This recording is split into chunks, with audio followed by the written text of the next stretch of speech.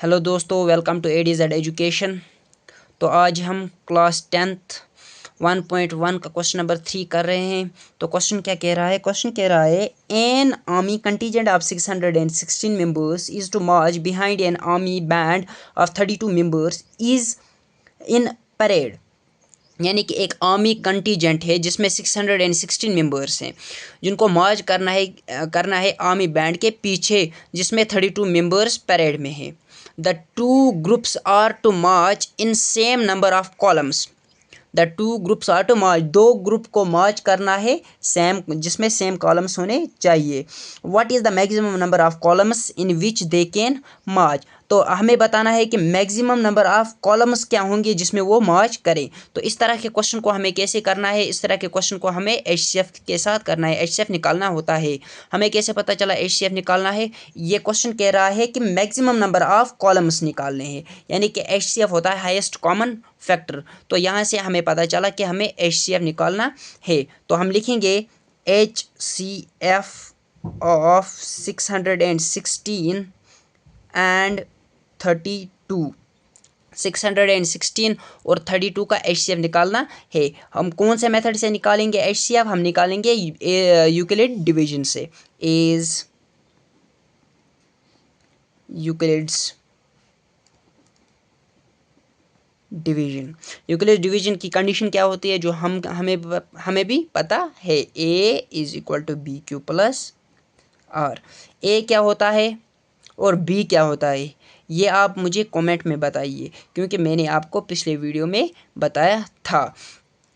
तो मैं फिर भी बता देता हूँ। A हमारे पास डिविडेंट होता है और B डिवाइज़र होता है, क्यों कोशेंट होता है, R रिमाइंडर होता है। तो हमें जो पता ही है कि 616 बड़ा है किससे? 32 से।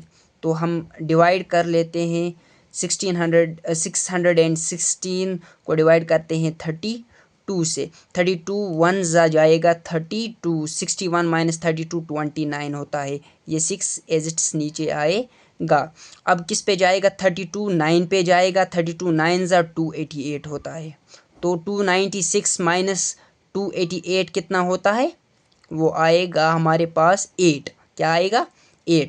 तो पहली कंडीशन क्या हुई हमारे पास? पहली कंडीशन आई यूक्लिड डिवीजन से हमारे पास ये पहली कंडीशन आई क्या? ए क्या हमारे पास? Dividend 616, B divisor 32 into Q quotient 19 plus remainder क्या आया? 8। तो अब हमें बताइए हमें क्या करना है। ये जो 32 है इसको हमें डिविडेंड बनाना है।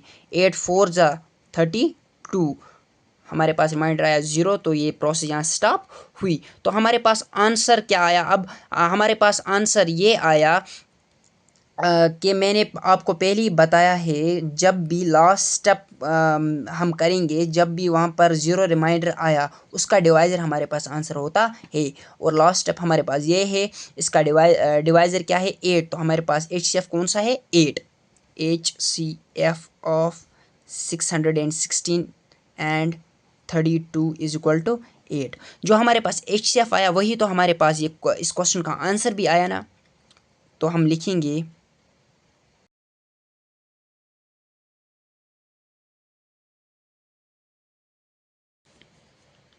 तो हम क्या लिखेंगे? अब हम लिखेंगे दे कैन मार्च इन 8 कॉलम्स।